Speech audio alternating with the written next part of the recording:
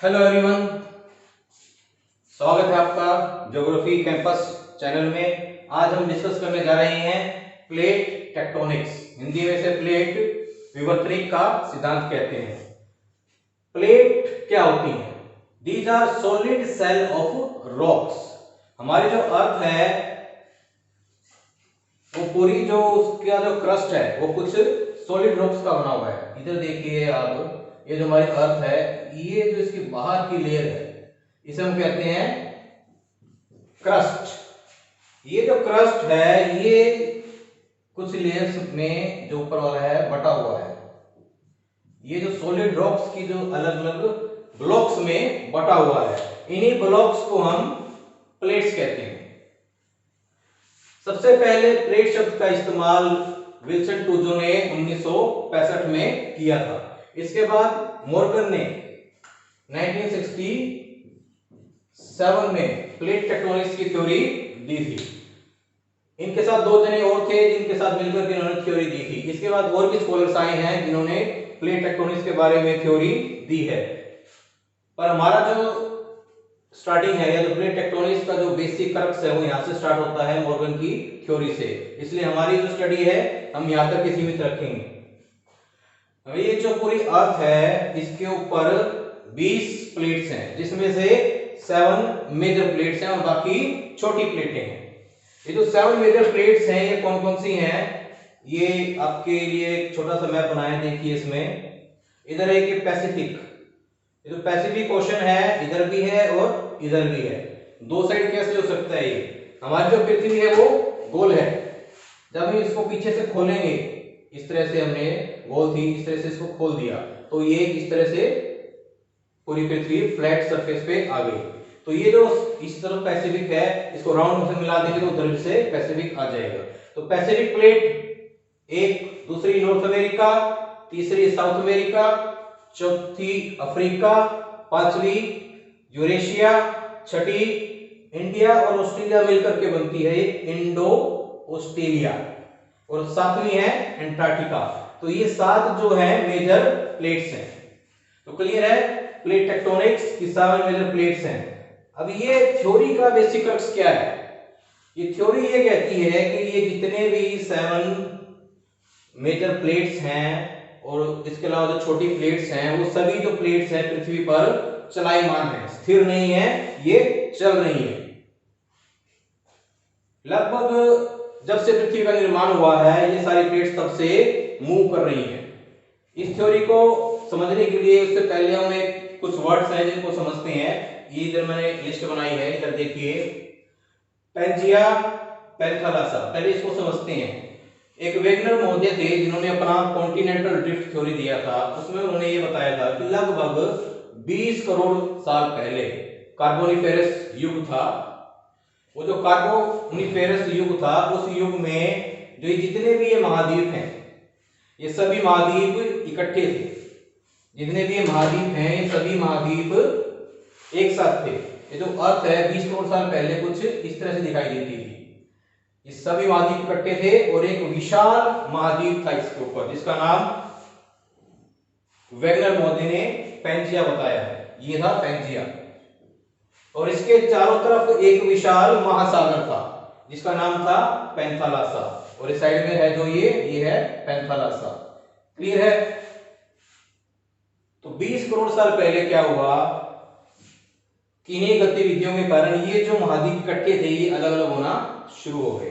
Wegener महोदय ने ये बताया इनके अलग अलग होने के लिए जो फोर्सेस रिस्पॉन्सिबल हैं वो कौन सी हैं?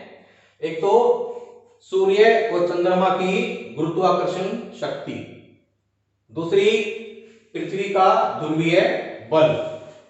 इन दो फोर्सेस की वजह से ये जो पैंजिया था ये अलग अलग होना शुरू हो गया।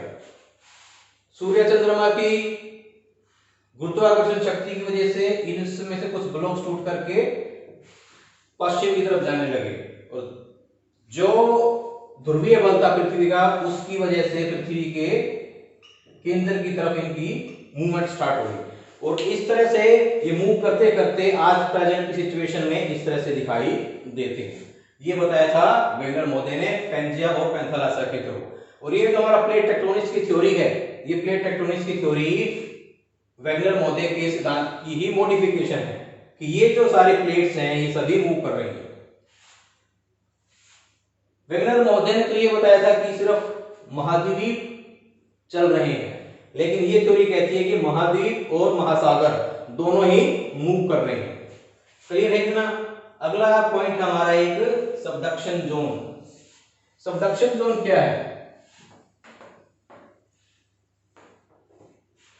इन तीनों को हम इकट्ठा समझते हैं, सबडक्शन जोन, लिथोस्फीयर और एस्थेनोस्फीयर। हमारी जो ये पृथ्वी है, ये इसके ऊपर हो गया क्रस्ट, इसके नीचे एक लेयर और है, वो है मेंटल,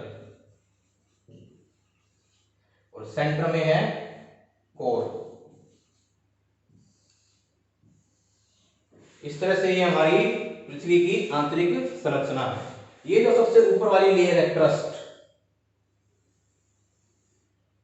और ये मेंटल। सो क्रस्ट है और अपर मेंटल है।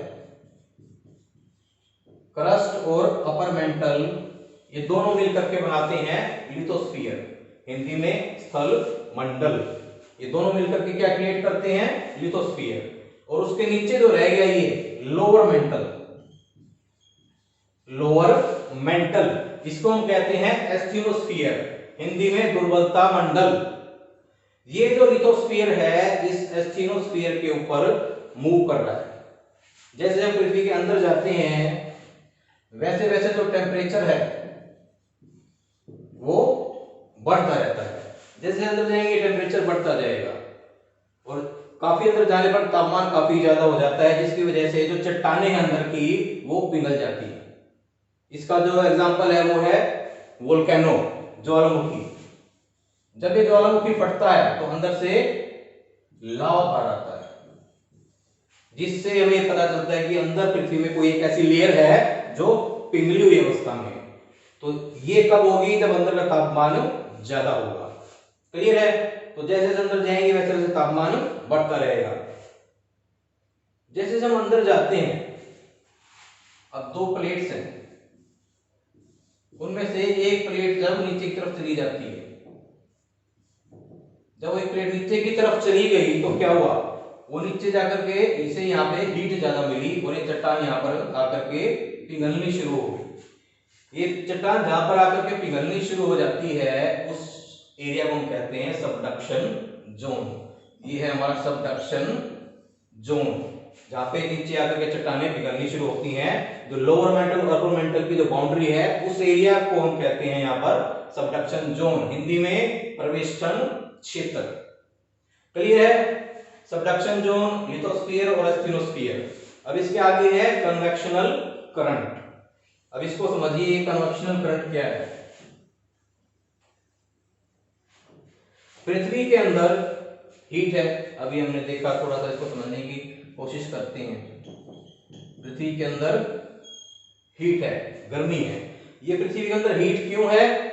दो कारणों की वजह से। यहां देखिए थोड़ा सा लिखा है कन्वेक्शनल करंट, यानी हिंदी में इसको कहते हैं संवहन धाराएं। दो फोर्सेस हैं या फिर दो चीजें हैं जिसकी वजह से अंदर हीट होती है। एक तो है radio active element. Radio active element जब इनका डिके होता है, जब इनका विघटन होता है तो ये एनर्जी रिलीज करते हैं, ऊष्मा रिलीज करते हैं। वो जब ऊष्मा रिलीज होती है तो उसकी वजह से पृथ्वी के अंदर का तापमान जो है वो अधिक बढ़ा हुआ है। दूसरा कारण है रेजिडुअल हीट, यानी पृथ्वी के अंदर रेजिडुअल हीट है जिसकी वजह से अंदर तापमान ज्यादा है। क्लियर है? ये दो फोर्सेस हैं जिसकी वजह से अंदर तापमान ज्यादा है। अब यहाँ पे तापमान अधिक हो गया, इस हीट की वजह से यहाँ से कुछ वेव्स निकलती हैं। क्या निकलती हैं? वेव्स। यहां से कुछ वेव्स निकलती हैं। जब ये वेव्स बाहर की तरफ निकल रही हैं तो यहां से ये ऊपर की तरफ जाएंगे, तो यहां से ये ऊपर की तरफ जाएंगे। जब ये वेव्स ऊपर की तरफ आती हैं तब इन्हें हम क्या कहते हैं? संवहन धाराएं, कन्वेक्शनल करंट। क्लियर है? ये ही सारा बेसिक्स है हमारी प्लेट टेक्टोनिक्स थ्योरी का। प्लेट टेक्टोनिक्स थ्योरी ये कहती है हमारे पृथ्वी के ऊपर ये जो प्लेट्स हैं ये मूव कर रही हैं अलग अलग डायरेक्शन में, अलग अलग दिशाओं में। और वो तीन तरह से मूव कर रही हैं बेस्ड ऑन मूवमेंट के हिसाब से। तीन तरह की इनकी मूवमेंट है।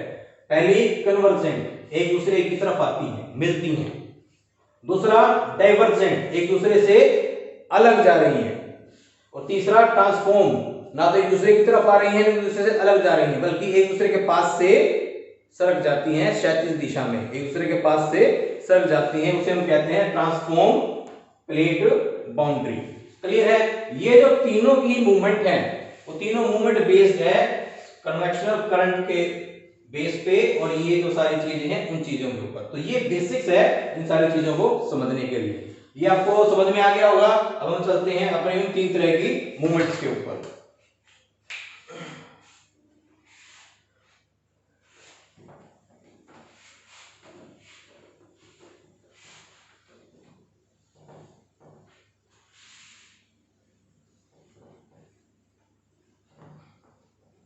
अब देखिए आप, ये जो पहली तरह की मूवमेंट है वो है कन्वर्जेंट प्लेट बाउंड्री।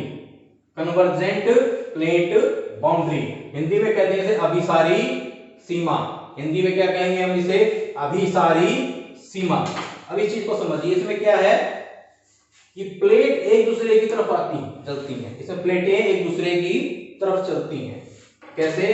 ये पृथ्वी पर जो दो प्लेट्स हैं, हम इसको यहां बना करके देखते हैं। ये दो प्लेट्स हैं, ये एक दूसरे की तरफ आ रही हैं। जब ये दो प्लेट्स एक दूसरे की तरफ आती हैं तो क्या होता है? एक दूसरे की तरफ आएंगी तो एक दूसरे से टकराएंगी। जब एक दूसरे से टकराती हैं तो इनमें से जो भारी है, जिसका घनत्व ज्यादा है, जिसकी डेंसिटी ज्यादा है, जिसकी डेंसिटी ज्यादा है, वो नीचे की तरफ चली जाती है और हल्की वाली ऊपर आ जाएगी। तो जब ये दूसरी तरफ जा रही है तो क्या होगा?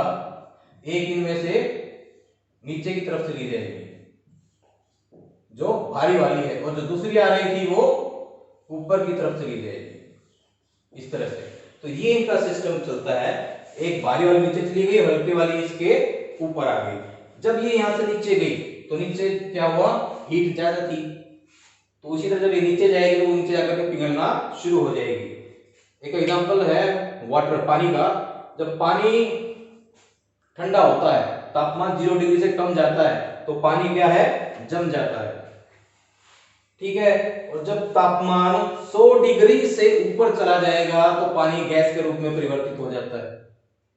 उसी तरह चट्टाने भी ऐसे ही हैं। जब तापमान बढ़ेगा तो ये जो चट्टाने हैं ये पिघल जाएंगी। जब यहां ये नीचे जा रही है तो तापमान अंदर बढ़ रहा है और ये नीचे आकर के पिघलना शुरू हो जाती है और कन्वर्ट हो जाती है किसमें? मैग्मा में। पिघली हुई चट्टानों को पृथ्वी के अंदर हम मैग्मा कहते हैं। क्लियर है?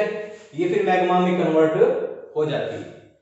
उसके बाद जब ये मैग्मा में कन्वर्ट हो जाती है तो फिर ये यहां से ऊपर राइज करना शुरू करती है।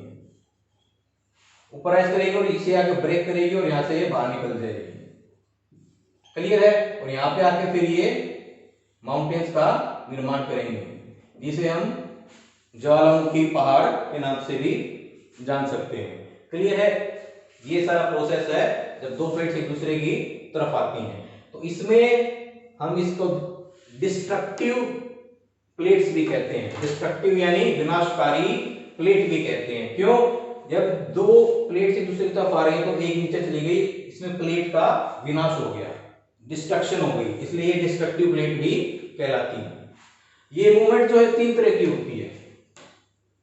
कन्वर्जेंट वाली जो मूवमेंट है वो तीन तरह की है। यहां पे मैंने लिखा सी और सी, यानी कॉन्टिनेंट और कॉन्टिनेंट। जब दो कॉन्टिनेंट आपस में टकराएंगे, जब दो महाद्वीप आपस में टकराएंगे, उस तरह की मूवमेंट है। दूसरा है ओशनिक और ओशनिक, जब दो महासागर आपस में टकराएंगे, तो दो महासागरीय प्लेटें आपस में टकराएंगी, वो ये मूवमेंट है। तीसरी है महाद्वीप वाली, कॉन्टिनेंट और ओशन, यानी जब महाद्वीप और महासागर प्लेट आपस में टकराएंगी, तो ये तीसरी तरह की मूवमेंट है। क्लियर है? जब ये प्लेटें आपस में टकराती हैं तो पृथ्वी पर कुछ घटनाएं घटती हैं। वो घटनाएं क्या क्या हैं? फोल्डिंग, वोल्केनो और अर्थक्वेक। जब ये प्लेटें टकराती हैं तो फोल्ड माउंटेन्स का निर्माण होता है। किनका? फोल्ड माउंटेन्स का। फोल्ड माउंटेन के एग्जांपल देख लीजिए आप यहाँ पे, हिमालयाज, रॉकीज और एंडीज। ये तीन माउंटेन है जो फोल्ड माउंटेन है।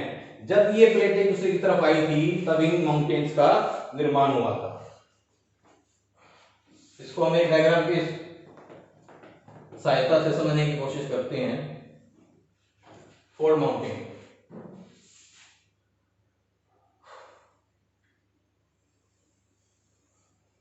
इंडिया और ऑस्ट्रेलिया, ये प्लेट का नाम था इंडो ऑस्ट्रेलिया, और यहां पे ऊपर है यूरेशियन प्लेट। क्लियर है? लगभग आज से 20 करोड़ साल पहले, लगभग आज से 20 करोड़ साल पहले क्या सिचुएशन थी? ऐसी सिचुएशन थी, यूरेशिया अलग था और इंडो ऑस्ट्रेलिया प्लेट अलग थी, और यहां बीच में था टैथिस सागर, टैथिस सागर, यहां बीच में टैथिस सागर था। तो 20 करोड़ साल पहले इन किसकी वजह से? कन्वेक्शनल करंट की वजह से सारे मूवमेंट है। तो ये जो प्लेट थी ये ऊपर की तरफ चलनी, इसकी मूवमेंट इस तरह स्टार्ट होती है ऊपर की तरफ, और ये यूरेशिया की तरफ चलना शुरू कर देती है। तो लगभग 4 से 5 करोड़ साल पहले तक आकर के ये यूरेशिया से टकराती है, और ये बीच में जो था टैथिस सागर यहां से हट जाता है। अब एक चीज देखिए आप, जब भी कोई एक अखबार ले लो या एक कपड़ा ले लो और उसको ऐसे करके आप दबाइए, तो उसमें क्या होगा? बीच में ऊपर इस तरह से बल आ जाएंगे। दबा के देखिए, आपको पता चल जाएगा। तो जब ये प्लेट तो एक दूसरे की तरफ आई, बीच में टैथिस सागर में जो तलछट जमा थे, जो गहरा था, जो चट्टानें थी, वो स्क्वीज होकर के दब करके ऊपर की तरफ उठ गई, और जब ये आकर के मिला तो यहाँ पे फिर हिमालय पर्वत का निर्माण हुआ। क्लियर है? इसी तरह रॉकीज और एंडीज का निर्माण हुआ। ये जो दक्षिण अमेरिका है और इधर ऊपर नॉर्थ अमेरिका है, इधर पैसिफिक ओशन है। क्लियर है? ये प्लेट्स की मूवमेंट है इस साइड, और इधर दो छोटी छोटी प्लेटें हैं, उनकी मूवमेंट है इस साइड। जब ये आपस में टकराई तो यहां पर निर्माण हुआ रॉकीज माउंटेन का, और यहां पर निर्माण हुआ दुनिया की सबसे लंबी पर्वत श्रृंखला है एंडीज, इनका। क्लियर है? तो प्लेट मूवमेंट्स की वजह से इन फोल्ड माउंटेन्स का निर्माण हुआ। इसके अलावा वोल्केनो फटते हैं और अर्थक्वेक्स आते हैं। जब प्लेट मूव करती है तो पृथ्वी हिलती है, और जब वो हिलती है तो अर्थक्वेक आते हैं। क्लियर है? ये है हमारा पहले पॉइंट, कन्वर्जेंट प्लेट बाउंड्री, जब प्लेट एक दूसरे की तरफ आ रही है। दूसरा है हमारा divergent plate boundary, divergent plate boundary, जब प्लेट एक दूसरे से अलग दिशा में जाती है। अब इसको समझने की कोशिश कीजिए।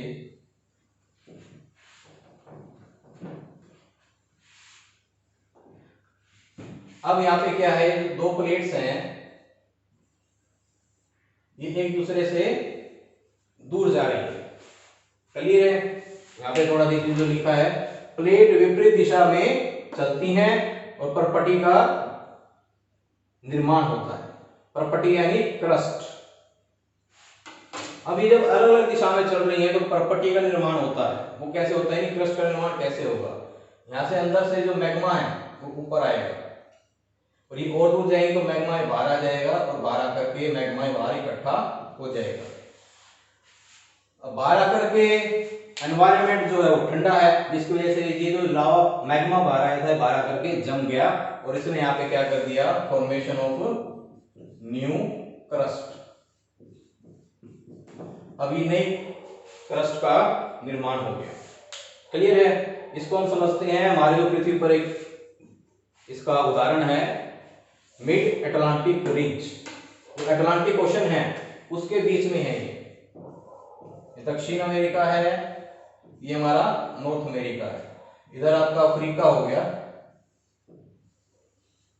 और ये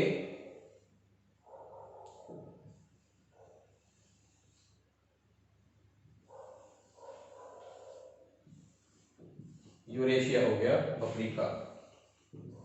अब इसको समझिए, इनकी मूवमेंट इस साइड है, नॉर्थ अमेरिका और दक्षिण अमेरिका की, और इसकी मूवमेंट यहां से इस साइड है।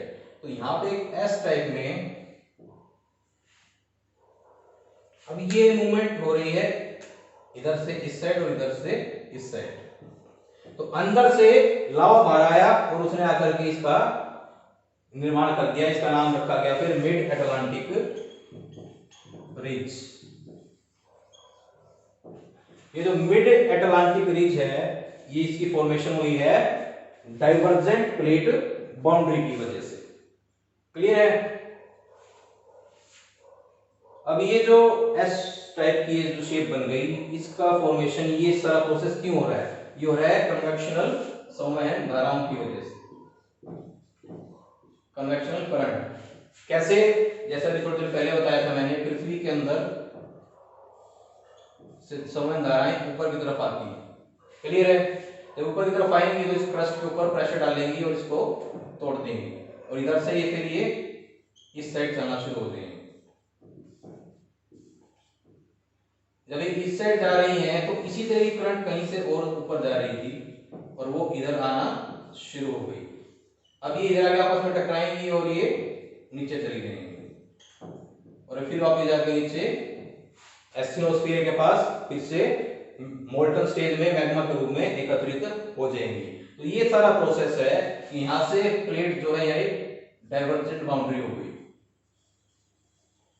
और ये इकट्ठी होकर आकर मिल रही है, और एक यहां से नीचे चली जाएगी, होगी कन्वर्जेंट। डाइवर्जेंट और कन्वर्जेंट, तो यही सारा प्रोसेस है प्लेट टेक्टोनिक्स इस एक डायग्राम के अंदर। यहाँ हीट है, ऊपर जाएगी यहां से संवहन धाराएं और इसको अलग अलग अपार्ट कर देंगी। इधर आके मिल रही हैं और मिलने के बाद वहां से नीचे जाएंगी और वापस वहीं चली जाएंगी। तो ये वृत्ताकार चक्र में संवहन धाराएं घूमती रहती हैं और पूरी पृथ्वी पर जो प्लेट्स हैं उसके साथ साथ मूव करती हैं। क्लियर है? ये था हमारा डाइवर्जेंट प्लेट बाउंड्री। तीसरा है हमारा ट्रांसफॉर्म प्लेट बाउंड्री, हिंदी में कहते हैं रूपांतर सीमा। अब इसमें जो मूवमेंट है वो दो तरह की है, ना तो उसमें प्लेटें आपस में टकराती हैं और ना ही प्लेटें एक दूसरे से दूर जाती हैं। इसमें जो प्लेटें हैं एक दूसरे के पास से गुजर जाती हैं। एक तो इनकी मूवमेंट है पैरेलल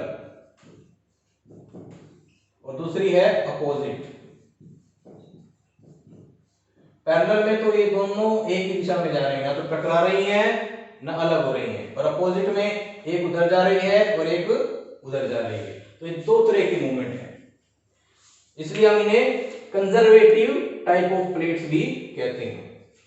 न तो यहाँ पे बर्फ पट्टी का निर्माण होता है और ना ही इनका विनाश होता है। क्लियर है?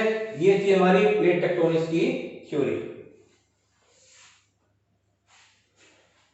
आपको वीडियो अच्छा लगा हो तो प्लीज लाइक करिएगा, शेयर कीजिए और सब्सक्राइब कीजिए, ताकि मेरी जो और वीडियोस आए वो भी आपको समय पर मिल सके।